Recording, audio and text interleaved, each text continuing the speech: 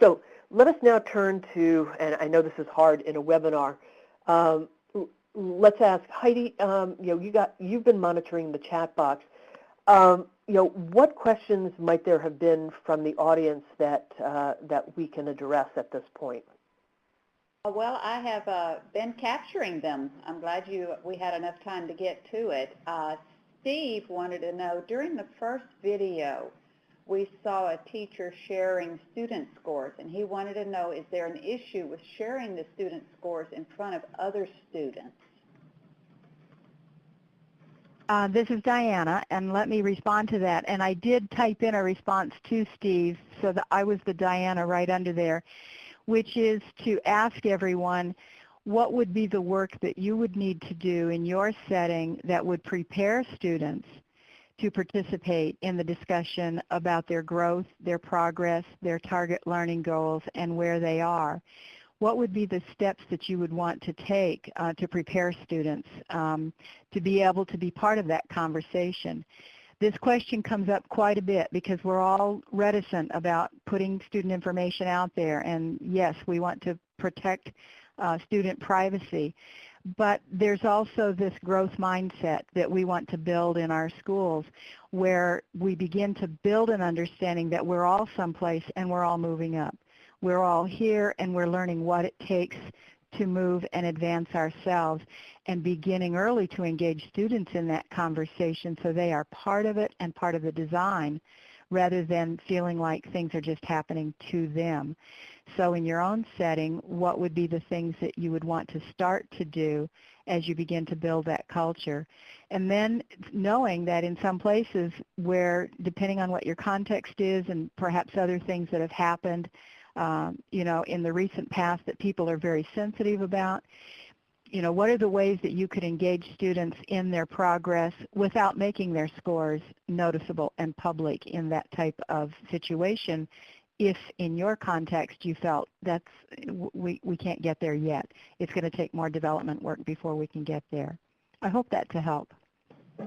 I think so. I think they were also thinking about possibly confidentiality, and that's something that you would really need to consider in each context, I would imagine. Absolutely, absolutely.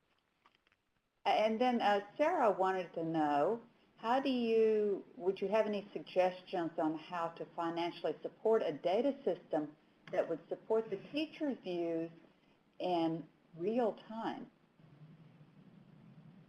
Ooh, good question on that one. Yeah, I mean, there are a lot of tools out there that schools are using, and you just have to tap into some of the networks. COSN is one network that you can tap into to find out about what some of the states are offering, and what some of the large district IT directors are recommending.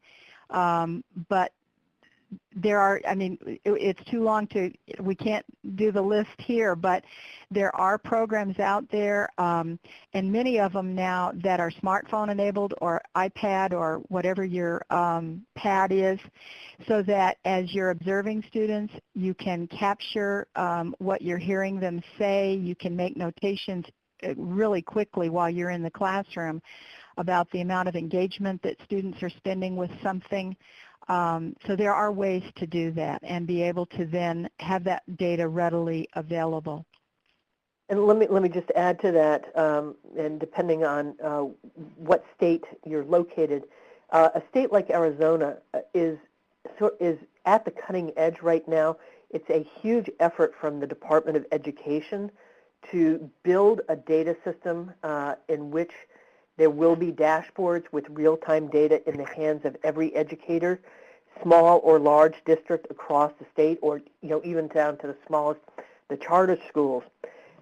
It is a huge effort, many millions of dollars, but the goal is to do cutting-edge work, and I believe states like Georgia are also trying to do this. So hopefully the state in which you live may be trying to do this as well. But the idea behind this is to make the data systems, both at the state and, well, particularly at the local level, to have the kinds of data that are most relevant for the kinds of decisions you need, rather than just being a repository of the kinds of data that need to be collected on attendance and things like that that are shot to the federal level. Thank you. Here's an interesting question that really piqued my curiosity. Do you know if there's any data or any research that's shown that data use has increased teacher and student retention in rural schools? If there is data about that, I would, Ellen, and you jump in here, I would think NCES has that data. Actually, I was going to turn it around to Haidee and the colleagues at the REL. Isn't that a good question for Ask a REL? It's a very interesting question. I would love to investigate that. That's a good, I don't know. Well, the question speaks to one of the, one of the hallmark problems out there that rural schools and districts experience, which is high turnover in teachers.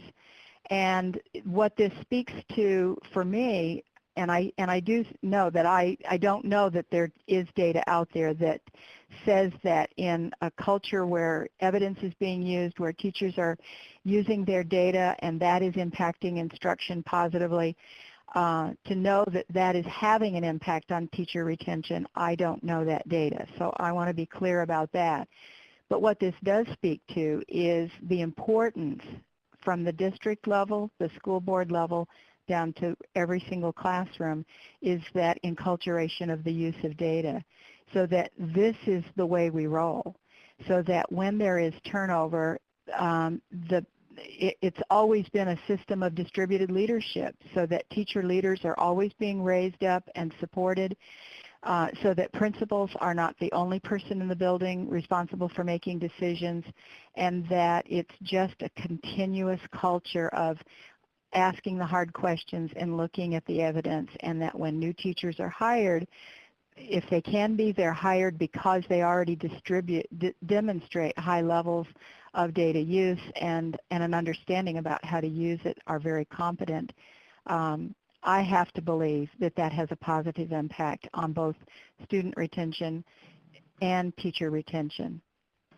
And I want to go a little further and thank the person who asked that question of not saying, does data make a difference in improving student achievement? Because that's still one study that needs to be done in a really comprehensive way, because we're all making an assumption that using data improves what teachers do and therefore passes on to improvement in student performance.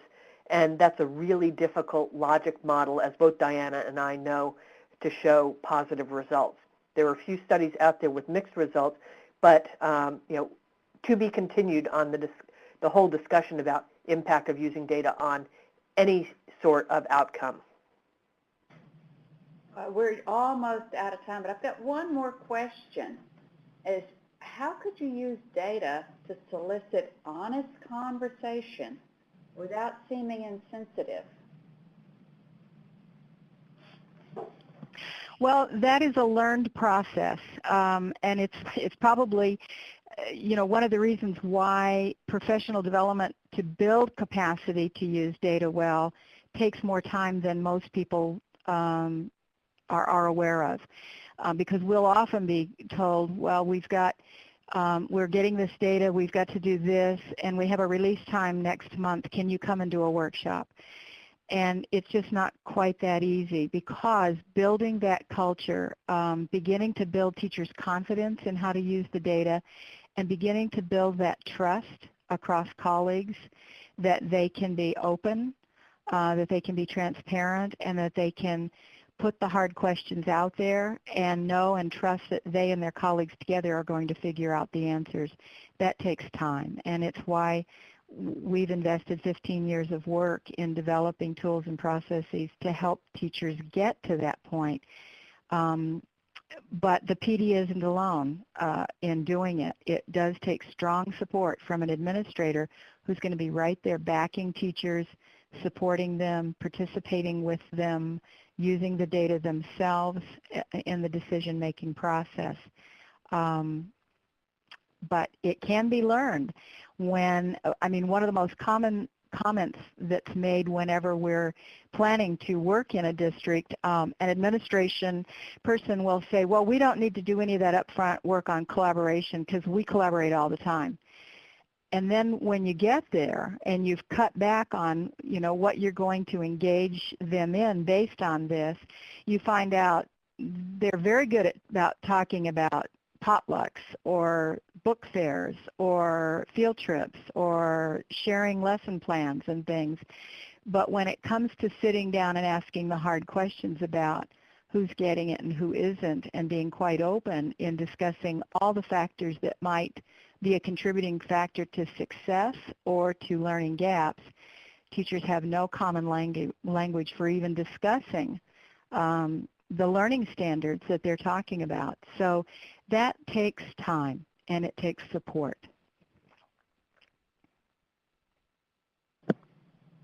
Thank you, Diana. Then we had one just pop through asking about, are there any data linkage strategies and arrangements people could discuss? Well, I read that question, and I'm not quite sure what see how it means about data linkages, but as I read it, I was thinking maybe that it was trying to establish a dialogue between other community-based organizations and work that students might be involved in, and sharing that data with the school-based people. So I could be entirely wrong there, but there is some good work going on in that area across many of the states, and the Data Quality Campaign has been working to bring organizations together who represent after-school programs, community-based programs, as well as social services programs, in concert with school practitioners in order to find The conference those linkages. is now being recorded. Hi, please ignore that. But I just wanted to follow up on Diana's comment about the Data Quality Campaign. For those of you on the line who are not familiar with them, you should be. It's dataqualitycampaign.org. For those of you in particular who have questions about privacy and confidentiality, they have great resources on their website, as well as many other resources that might answer some of the questions that are looming about data use more largely construed. So it's a great resource for you. And at WestEd, we also have one, which is the Data for Decisions initiative at WestEd.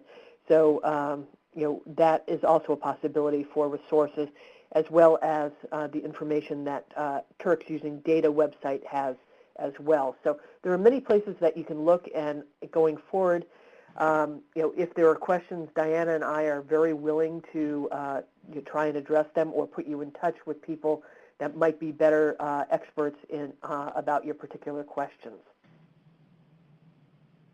Ellen, I think this question is for you. Could you give some guidance or hints on how to build in time and resources in the schools to support the type of professional development that teachers and principals would need? I mean, it really depends on many of the constraints within your particular district. As I mentioned, some unions don't allow, but the example that I gave in Tucson about the fact that they restructured their academic calendar by the week so that there is time on every Wednesday afternoon to be able to accommodate that. And maybe smaller school districts would have that kind of flexibility as opposed to larger ones. But there are challenges. But to think creatively about what your academic week looks like and where might be possible time for teachers to come together, whether it's even in a departmental meeting, and to make sure that the meetings occur on a regular basis rather than just a sporadic, because then it doesn't become as enculturated as you would want. You want regular opportunity for interaction and examination and discussion around the data. Diana, have you seen things in your interactions with various schools that that might better address that question? Well, one of the approaches to it, well, there's a couple of approaches to it, and one is to, just as teachers in classrooms are moving toward blended instruction in some subjects, and depending upon, the technologies that they have available, we're moving more towards that in professional development as well, such that you can provide shorter increments of face-to-face on early release days so that, people can get acquainted and get introduced into the process and learn some of the main, features and main elements. And then to continue that process virtually by using some of the online resources in order to continue the conversations so that it becomes like a coaching model from a distance, where we sit and virtually meet with a grade level team during their common planning time, and they are able to show us the data that they've examined. They are able to show us the questions that they've come up with, the decisions that they're getting ready to make, instructional plans, and we can provide them direct feedback and any course corrections or any suggestions in order to really help them deepen the dialogue if there's something that they're missing. And in doing that, we're coaching from a distance.